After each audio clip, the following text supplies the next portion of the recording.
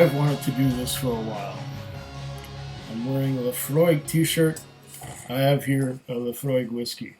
This one here is the Select, Laphroaig Select, which came out about a year ago. And now it's August of 2019. I bought the bottle in September of 2018. So I've been a slow pony with this one. There's just so many things to taste and so many things to try that it takes me a while to get at things, especially when it comes to full bottles. And when I've got a lot of samples, I like to get the samples done first. I don't know why I'm doing that, but now I'm doing a mix of bottles and samples, about half and half. And there's a lot of dust in here because this has been under my bar for almost a year. Let's get all the dust out of there. Okay, Laphroaig Select. I'm sure that a lot of people have already talked about this one, but I haven't tried it. And I like to try things for myself because I don't like to take someone's word on it. There's nothing left in here except you can get your square foot of Islay. And I already got mine. The number is on this one here, but when I was there, I didn't get a chance to go and check it out because I was on a tour. And when you're on a tour, well, you know, you got certain places to be at certain times, and you can't just smell as many roses as you'd like. But I must admit that they were quite generous on, you know, giving us enough time to do most things. I would have liked to visit every distillery on Islay, but we just didn't have the time, and a few of them didn't have open visitor centers because we were really early in the season. We were the first tour of the year, basically. Well, I'm going to pour myself a dram of this Laphroaig Select. That was a righteous pop, wasn't it? And I'm going to let you know what it says about it. It's non-age statement, but I'm going to let it open up a little bit, and it's a tight little cork. And it says here, Laphroaig, by appointment to Prince of Wales, distilled and supplied, distillers and suppliers of single malt Scotch whisky, D. Johnston and Co., Laphroaig, Isle of Islay. Islay single malt Scotch whisky, Select, hand selected oak casks for perfect balance and flavor. Most richly flavored of all Scotch whiskies. Established 1815. On the back here it says, Laphroaig Islay single malt Scotch whisky. This special Laphroaig is created from carefully selected casks of each of our key styles, stretching back in time with one notable addition. The heart of the spirit is drawn from a final maturation in new American oak casks, rarely used for Scotch whisky maturation. Bottled at natural color, the result is an exquisite Laphroaig with our trademark peat reek, matched by an additional layer of complexity and depth brought about by the fusion of the maturation styles and different oaks. To find out more about Laphroaig, visit www.laphroaig.com. Imported by Laphroaig Import Company, Deerfield, Illinois, USA. Interesting. So this one came through the States to get here to Canada. Very interesting. So I gotta commend them for one thing, for bottling it at 40%. So you could use it as a starter to a peat flight, which is what I'm gonna do. Yeah.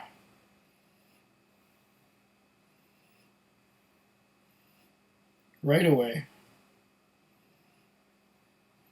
giving it a nose, I get some fruit.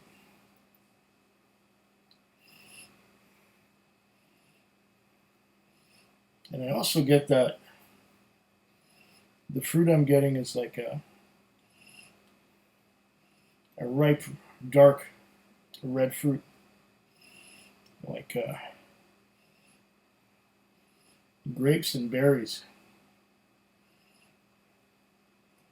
And at the same time as I'm getting grapes and berries, I'm getting virgin oak, which is different. Now, I've had peated whiskey with a virgin oak influence before, which I wasn't too keen on.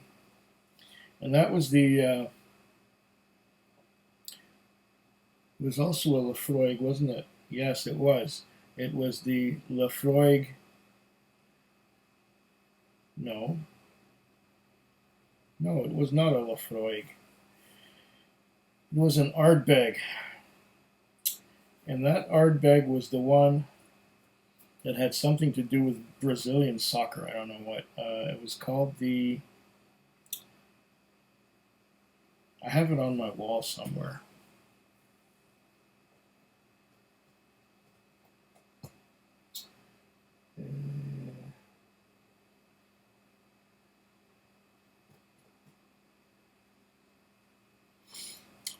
Not important.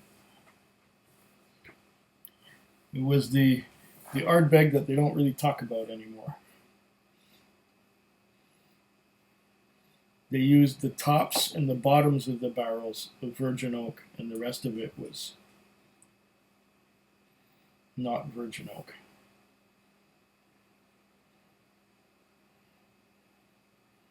I forget the name of it.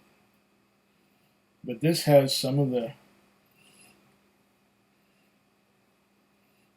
peat, but it's toned down somewhat, at least on the nose.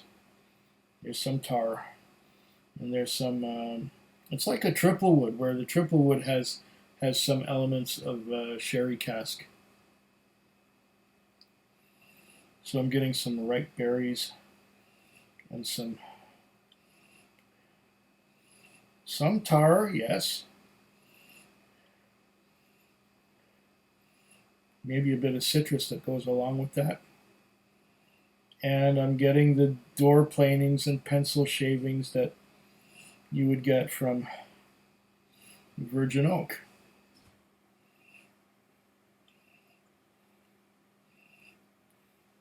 It's interesting. It has a little bit of everything, a little bit of every Laphroaig in there.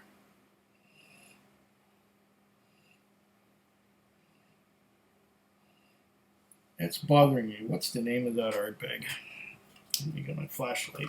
See.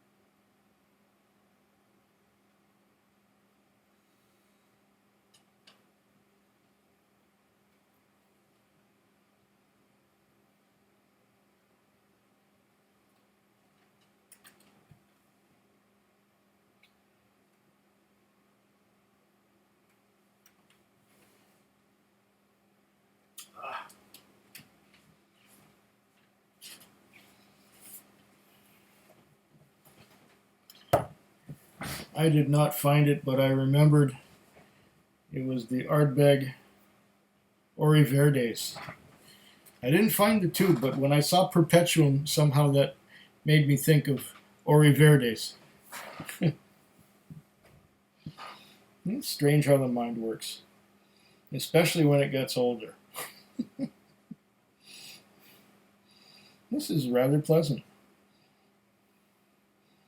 Okay, I'm going to taste it. I still have a bit of that beautiful Hendrick's gin in my mouth.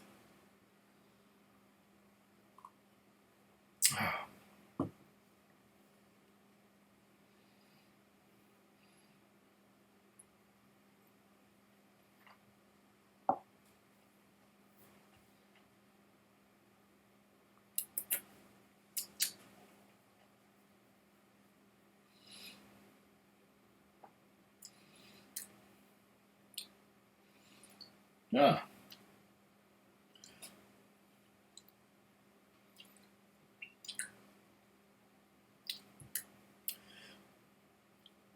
interesting. Very interesting. It's nicely balanced between the smoke, the peat smoke, the tar. But the tar is turned down a little bit. It's not as in your face as a Laphroaig 10. There's also some sherry, some dark fruits, sherry influence. That's in there as well, like in the triple wood. And along with the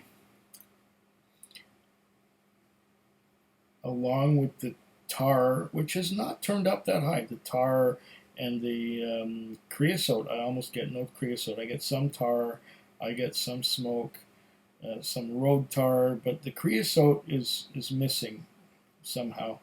I think the creosote is replaced the with the dark fruits, and then of course there's that wood element, that virgin oak, uh, where I'm getting quite a bit of pencil shavings and door planings and that kind of thing. I'm gonna try again because that was only the first sip.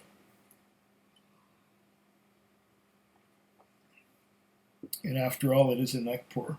One thing that I noticed about this is that it's not expensive. It's not expensive. So in terms of price, most Laphroaigs are up there above $90 here in British Columbia.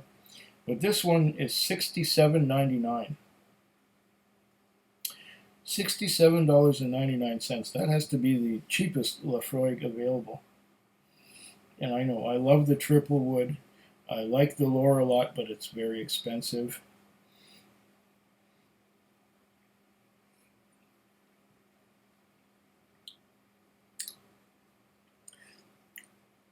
This has a lot of that Laphroaig flavor,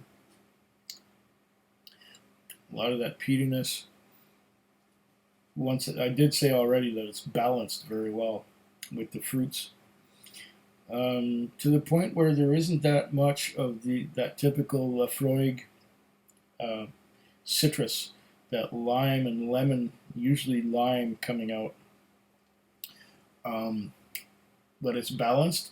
It's a little thin, yes, it's a bit thin because it's only bottled at 40%. It's watered down quite a bit, but still, $67.99. So that would be about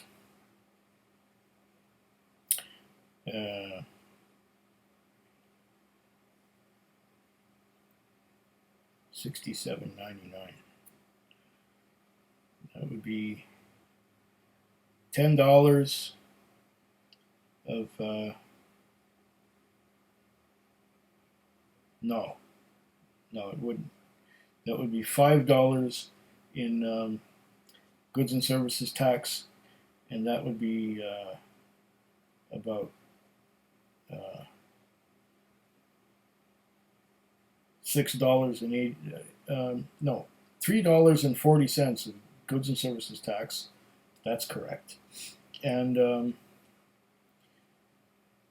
$6.80 of BC liquor tax and a 10-cent bottle deposit. So $80 out the door approximately.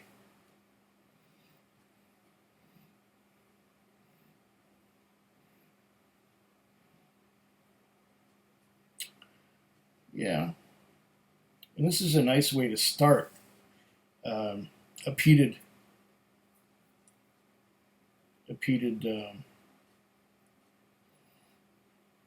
flight. And if you're new, if you love sherry and sherry whiskey, and you're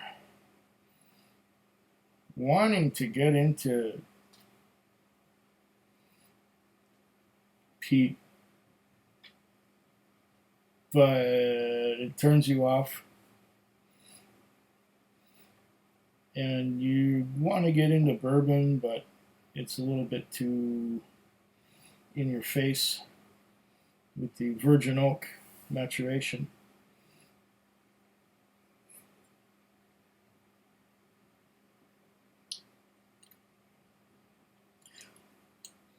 This Laphroaig tries to be a little bit of everything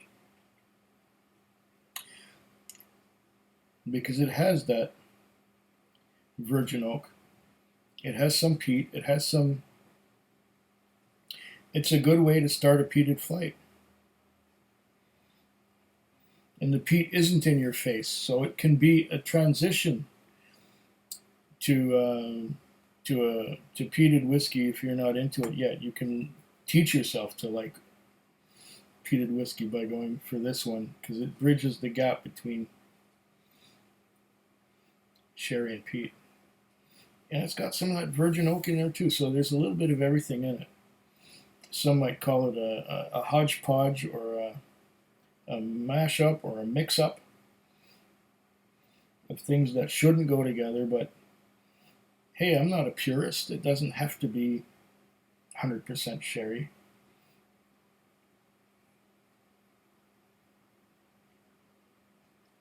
It doesn't have to be 100% peat. It's tasty. It's got a lot of flavor. It's just a little on the thin side. At 46% or 48%, this would be stunning. As it is, it's okay.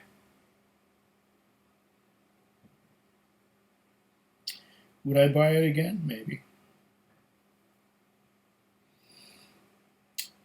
Well, Slancheva. Food Quig. Food Quig. Food Quig. Food Quig. Food quick. Yeah.